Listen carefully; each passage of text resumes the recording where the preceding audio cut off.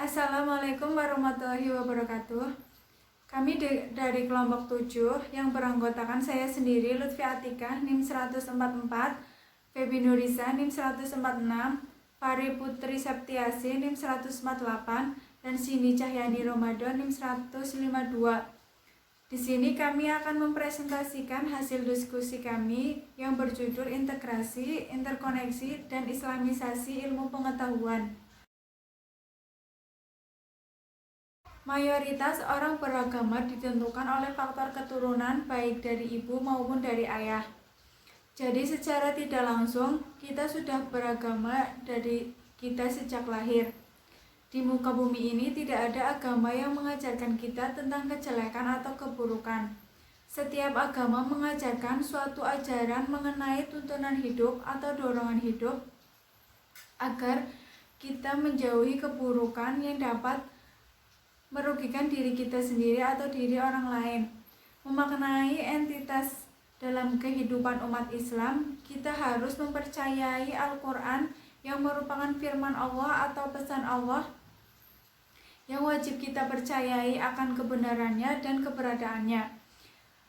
Hal terpenting dalam memaknai kehidupan adalah menjadi orang yang baik, menjadi orang yang bermanfaat bagi orang banyak, dan menjadi manusia yang memiliki jiwa kemanusiaan yang tinggi. 2. Ilmu sebagai entitas. Secara ontologis, ilmu dan ideologi merupakan dua entitas yang berbeda dalam cara kerjanya. Meskipun masing-masing berkomitmen pada prinsip mencari kebenaran sebagai entitas yang dipertarungkan. Ilmu mengklaim dirinya sebagai pelayan masyarakat sehingga tunduk pada perantara sosial. Ilmu harus dipandang sebagai suatu entitas yang memiliki sistem keilmuan yang konteks, maka salah jika ilmu dilarutkan dalam ideologi sehingga kehilangan autokritiknya. 3. Upaya integrasi ilmu dan agama. Apabila kita berbicara tentang integrasi antara ilmu dan agama, maka kata yang sangat berkaitan erat adalah islamisasi atau pengislaman, di mana objek pengislamannya itu sendiri adalah manusia. Sedangkan pengislaman pada ilmu pengetahuan menurut Faruqi adalah menghendaki adanya hubungan timbal balik antara realitas dengan aspek kewahyuan. Dalam hal ini, umat Islam apabila memahami nilai-nilai kewahyuan harus memanfaatkan ilmu pengetahuan, karena apabila tidak memanfaatkan ilmu pengetahuan, maka umat Islam akan tertinggal dari umat-umat beragama lainnya.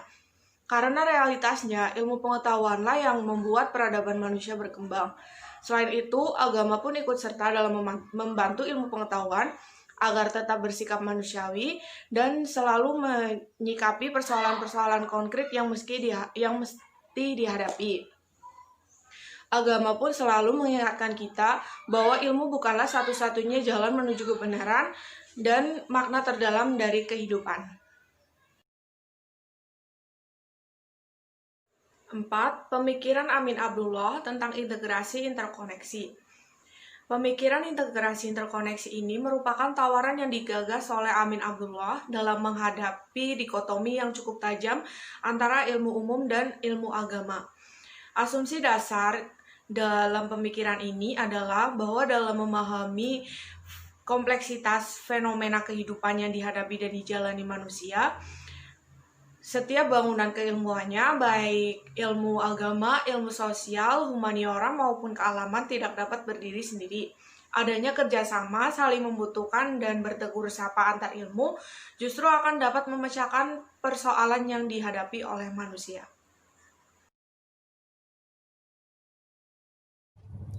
Makna Islamisasi ilmu pengetahuan.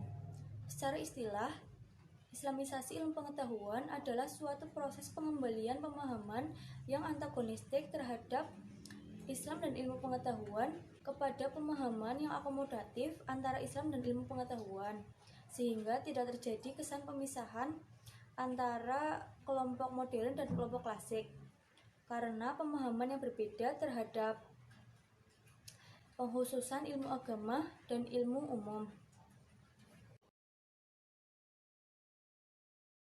pemikiran Syekh Muhammad Naqib Al-Atas tentang Islamisasi ilmu pengetahuan. Al-Atas melihat bahwa ilmu pengetahuan yang ada ini tidak bersifat netral, sehingga ilmu pun tidak dapat berdiri bebas nilai. Menurutnya, ilmu tidaklah bebas nilai, melainkan syarat nilai. Kehidupan Barat yang bercirikan sekuler telah menjadikan sains atau ilmu pengetahuan sebagai satu-satunya ilmu pengetahuan yang bersifat otentik yang hanya dikaitkan oleh fenomena semata. Pandangan seperti ini muncul karena sains Barat didirikan tidak di atas wahyu, ia didirikan di atas budaya yang diperkuat oleh spekulasi filosofis kehidupan sekuler yang memutuskan manusia sebagai makhluk rasional. Akibatnya, ilmu pengetahuan, nilai-nilai, etika, dan moral yang dibuat oleh rasio manusia terus-menerus berubah. Menurut Al-Atas, pengetahuan Barat telah membawa kebingungan dan skeptisisme. Barat juga telah mengangkat sesuatu hal yang masih dalam keraguan dan dugaan ke derajat ilmiah dalam hal metodologi. Peradaban Barat juga memandang keraguan sebagai suatu epistemologis yang cukup kuat dan istimewa untuk mengejar kebenaran. Tidak hanya itu, peradaban Barat juga membawa kekacauan ke tiga kerajaan alam, yaitu hewan, nabati, dan mineral. Yang ketujuh ada pemikiran Ismail Raji Al-Faruqi tentang Islamisasi ilmu pengetahuan. Alasan yang melatar belakangi Islamisasi ilmu Al-Faruqi adalah bahwa umat Islam saat itu berada dalam keadaan yang sangat lemah dan telah menjadikan Islam dalam kemunduran dan menempatkan umat Islam berada di anak tangga bangsa-bangsa terbawah. Persinggungan Islam dan Barat menyebabkan sebagian kaum muslim tergoda oleh kemajuan Barat dan berupaya melakukan reformasi dengan jalan westernisasi. Ternyata jalan yang ditempuh melalui westernisasi telah menghancurkan umat Islam sendiri dari ajaran Al-Quran dan hadis. Sebab berbagai pandangan dari Barat diterima umat Islam tanpa dibarengi filter. Dari situlah kemudian Al-Faruqi berkeyakinan bahwa untuk mencapai masa depan yang lebih baik, perlu diadakan reformasi di bidang pemikiran Islam. Artinya, kaum muslim tidak saja harus menguasai ilmu-ilmu warisan Islam, namun juga harus menguasai disiplin ilmu modern. Salah satunya adalah dengan cara islamisasi ilmu atau integrasi pengetahuan-pengetahuan baru dengan warisan Islam, dengan penghilangan, perubahan, penafsiran kembali, dan adaptasi komponen-komponennya sesuai dengan pandangan dan nilai-nilai Islam.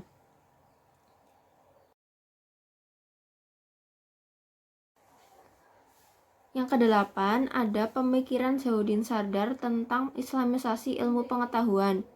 Sardar menekankan perlunya penciptaan suatu ilmu pengetahuan Islam kontemporer sebagai counter ilmu pengetahuan modern Barat, yaitu suatu sistem ilmu pengetahuan yang berpijak pada nilai-nilai Islam. Gagasan ini berbeda dengan Nas yang menggali kritiknya melalui perspektif kaum tradisional. Sardar dengan cerdas memanfaatkan kritik dari kalangan filosofis dan sejarawan ilmu pengetahuan Barat, terutama kaum pemikir environmentalis, bahwa hingga kelompok radikal kiri di bagian Barat yang marak semenjak tahun 90-an.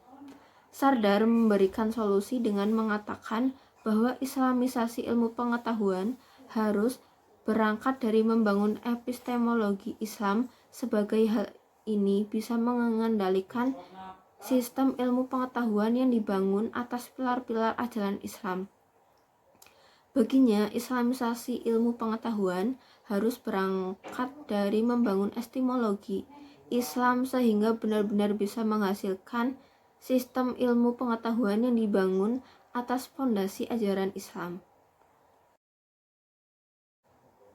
Demikian presentasi dari kelompok kami. Apabila ada kesalahan, kami mohon maaf. Wassalamualaikum warahmatullahi wabarakatuh.